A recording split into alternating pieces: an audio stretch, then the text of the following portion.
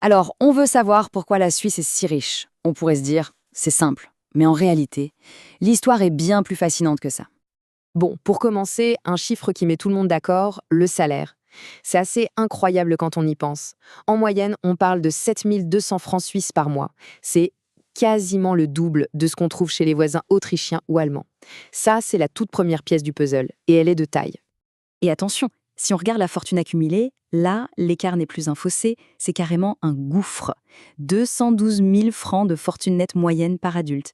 C'est simple, la Suisse ne joue plus dans la même cour, elle est championne du monde, et de loin. Et c'est exactement pour ça qu'on fait cette analyse. Parce que la vraie histoire, c'est un cocktail complexe, un mélange de plein de facteurs. Oublions les réponses toutes faites. Alors, la question à 1 million. D'où vient tout cet argent? On va commencer par attaquer le cliché numéro 1, celui qui vient à l'esprit de tout le monde évidemment, le fameux secret bancaire suisse. Et il faut être honnête, pendant très longtemps, ce cliché, c'était une réalité. Le secret bancaire, c'était un véritable aimant à fortune qui attirait l'argent du monde entier. Pour se donner une idée, sur les 2000 milliards de francs d'actifs étrangers, on estime que 80% n'étaient pas déclarés au fisc. C'est juste colossal. Mais voilà, cette ère de l'opacité, disons, cet âge d'or, il a pris fin. Il faut dire que la pression des États-Unis et de l'Union européenne a été énorme et le système du secret bancaire quasi absolu a été démantelé. Donc là, on pourrait se dire, ok, la finance suisse a dû s'effondrer. Eh bien, pas du tout. Elle représente encore aujourd'hui près de 10% du PIB. Mais c'est là que ça devient vraiment intéressant. Ce n'est même pas le secteur le plus important. L'industrie et le commerce pèsent encore plus lourd. On voit bien que l'explication, c'est juste les banques, est un peu courte. D'accord. Si c'est pas seulement les banques, alors quoi? Est-ce que la Suisse a juste eu une chance incroyable en évitant les grandes guerres qui ont ravagé l'Europe? C'est le deuxième grand mythe. En fait, parler de chance, c'est un peu rapide. Il faudrait plutôt parler d'opportunisme. Un opportunisme, on doit le dire, parfois moralement, très discutable. Cette fameuse neutralité, elle n'a pas été gratuite. Pendant des siècles, le mercenariat a permis de construire des fortunes. Plus tard, des familles suisses ont investi massivement dans la traite négrière et durant la Seconde Guerre mondiale, le pays a joué un rôle de blanchisseuse pour l'ordre des nazis. Bref, cette neutralité s'est souvent avérée être une affaire extrêmement rentable. Mais tout ça ne suffit pas. Pour vraiment saisir la situation dans son ensemble, il faut creuser encore plus profond. Il faut remonter aux fondations, celles qui sont géographiques et industrielles. C'est là que tout a commencé. Et le premier élément de ces fondations, c'est la géographie. Regardez où se trouve la Suisse, en plein milieu de ce que les géographes appellent la banane bleue. C'est, en quelque sorte, la colonne vertébrale économique de l'Europe, et ce, depuis près de 1000 ans. Être au centre de cette zone, c'est un peu comme être branché sur une autoroute de l'information avant l'heure.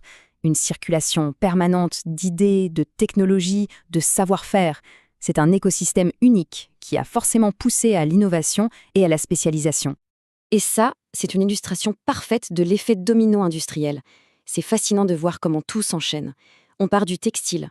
Pour faire du textile à grande échelle, il faut des machines, ce qui donne naissance à une industrie mécanique puissante. Ensuite, pour teindre ces textiles, on développe une industrie chimique de pointe. Et c'est en travaillant sur ces produits chimiques qu'on découvre des propriétés médicinales. Et voilà comment naissent les géants de la pharma. D'une industrie à l'autre, on monte en gamme. Il y a un autre ingrédient absolument essentiel à cette recette, l'immigration qualifiée. Par exemple, au XVIe et XVIIe siècle, les Huguenots, des protestants qui fuyaient la France, ne sont pas arrivés les mains vides. Ils ont apporté avec eux des savoir-faire et des industries entières, comme l'horlogerie ou l'industrie de la soie, des piliers de l'économie suisse encore aujourd'hui. Bon, on a vu l'histoire, les fondations. Mais comment la Suisse fait-elle pour maintenir son avance aujourd'hui, au XXIe siècle?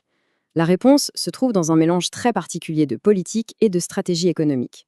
Le grand secret de la Suisse moderne, c'est peut-être sa stabilité politique. C'est presque unique en son genre.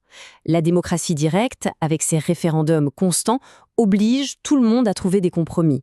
Le gouvernement de consensus, lui, évite les virages à 180 degrés. Le résultat? Une prévisibilité incroyable. Et pour le monde des affaires, la prévisibilité, ça vaut de l'or. C'est un avantage concurrentiel absolument majeur. À cette stabilité, on ajoute un autre atout de poids, une fiscalité très très douce pour les entreprises. Si on prend un canton comme Bâle, le taux d'imposition est bien plus bas que ce qu'on trouve à Munich ou à Vienne par exemple. Forcément, ça a eu un effet dément, et pendant des décennies, les sièges de multinationales se sont installés en Suisse. Et cette attractivité a une conséquence assez folle qui fait de la Suisse un géant invisible du commerce mondial. Il faut bien réaliser ce que ça veut dire. Un quart de toutes les matières premières du monde, que ce soit le pétrole, le café, le sucre, est négocié depuis des bureaux à Genève ou à Zoug. La marchandise, elle, ne met jamais les pieds en Suisse. C'est assez stupéfiant. Par contre, il y a un revers à cette médaille dorée. Cette richesse immense, elle n'est pas du tout répartie de manière égale, loin de là. Si on regarde l'indice de Gini, qui mesure l'inégalité des patrimoines, la Suisse se retrouve dans le peloton de tête des pays les plus inégaux d'Europe. La fortune y est aussi concentrée qu'en Allemagne, par exemple, et beaucoup plus que dans d'autres pays voisins. Au final, ce qu'il faut vraiment retenir, c'est qu'il n'y a pas de réponse simple.